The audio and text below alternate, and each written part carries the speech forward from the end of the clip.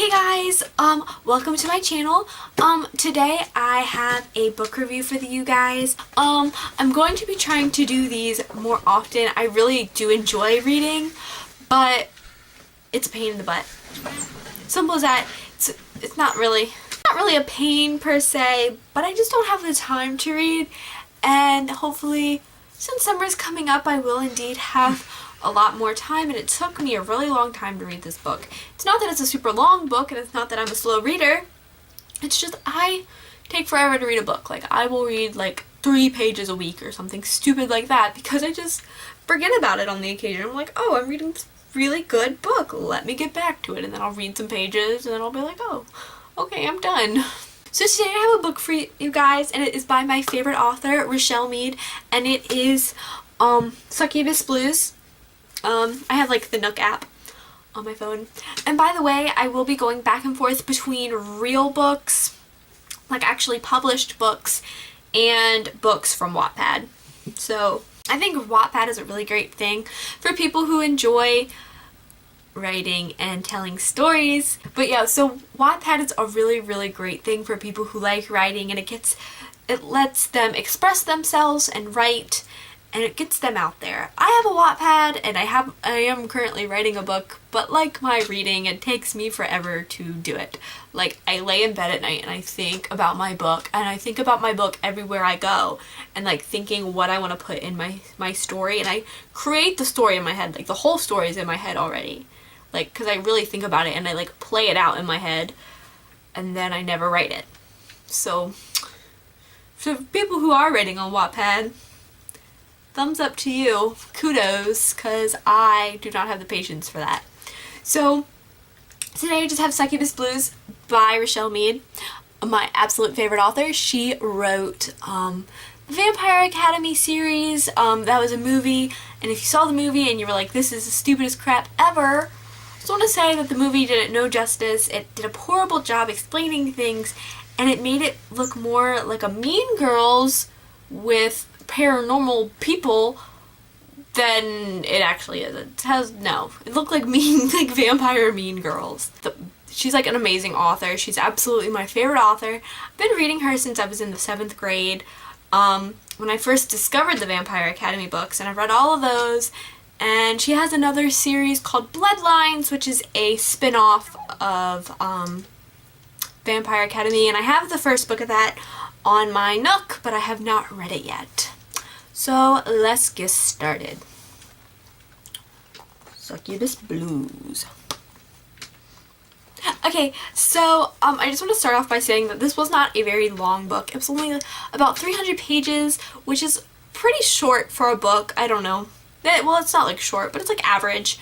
And there's a lot that goes on. A lot. And I'm gonna try not to spoil anything for anybody, but let's see. Let's see how that goes.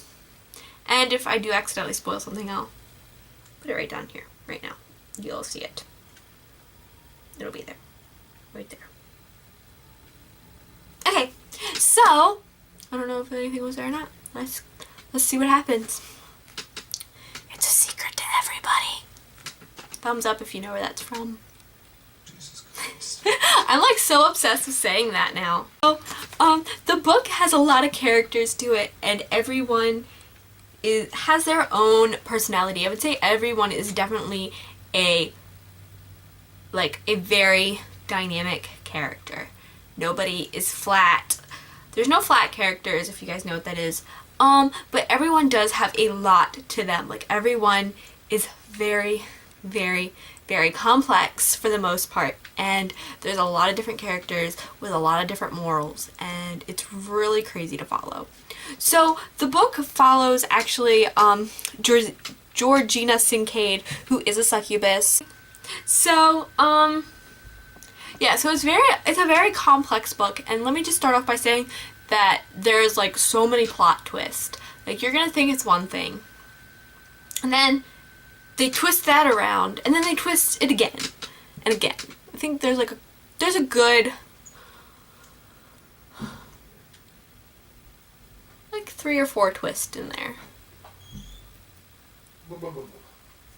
Yeah, so Yeah, there's a good 3 or 4 twists. And the book really keeps you on your toes about what's going on. And it's really good at like keeping the reader in and interested. There's no really dull parts to this book. You know how you're reading and then there's like just like this middle section between the beginning and the end, or like there's just some books who have like a middle part, like some part in them is just like really bland for a few chapters.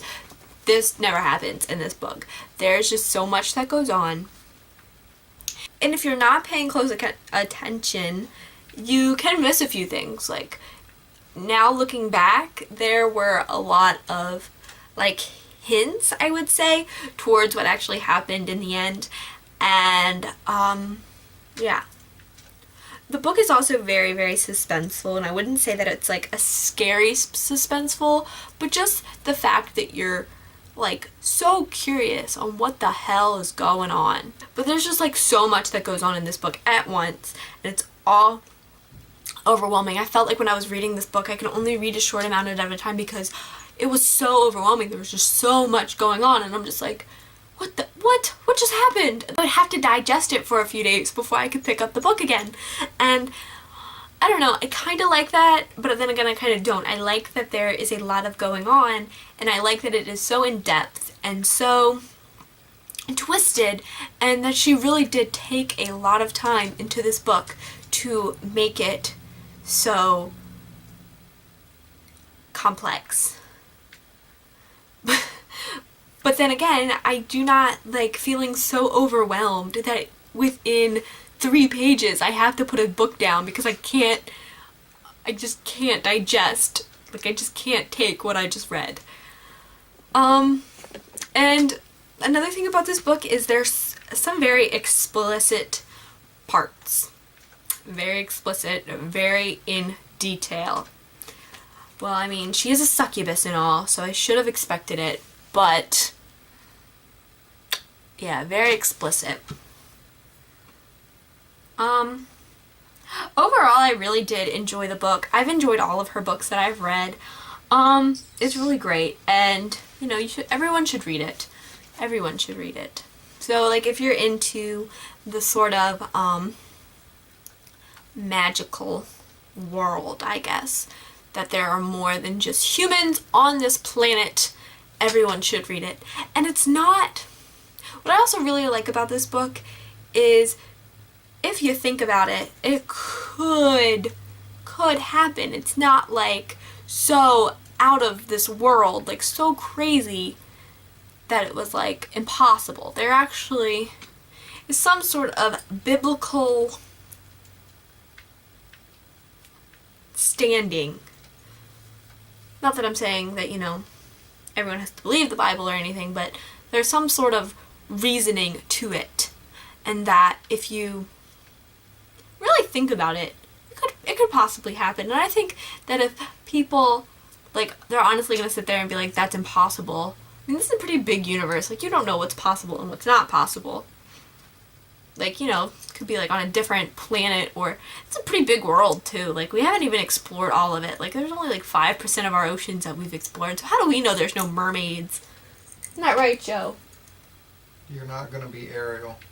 But it's not like too paranormal to where you can't put yourself in the situation. Like, it is very, very relatable in a way, and very, very connecting.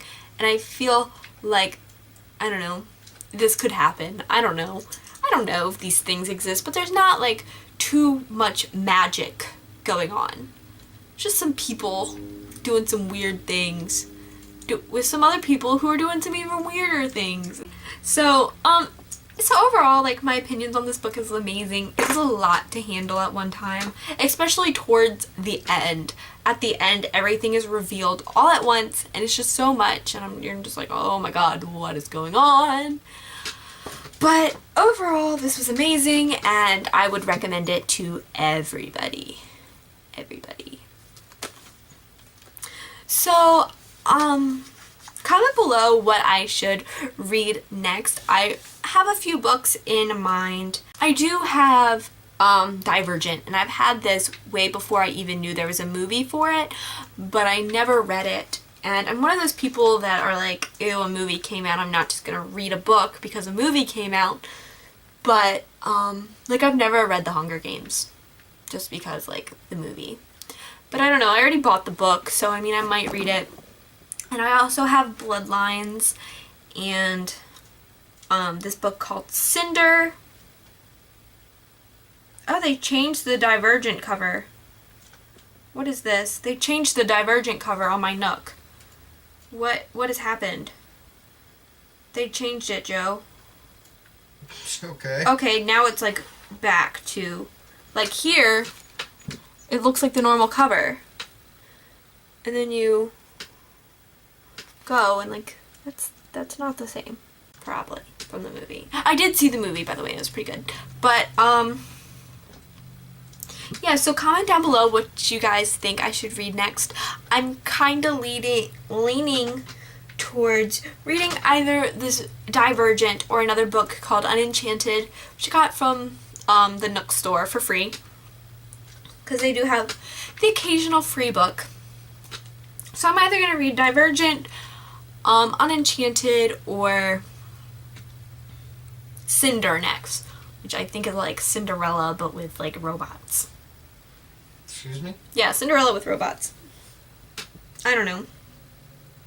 So, comment down below what you guys think I should read, or some other book possibilities that are not in the list I just said, because I absolutely love finding new books, and I love reading, and I wish I read more, but I don't. So hopefully this segment will give me a reason to read. So I will see you guys next time. See you guys. You will be popular. You're gonna be popular.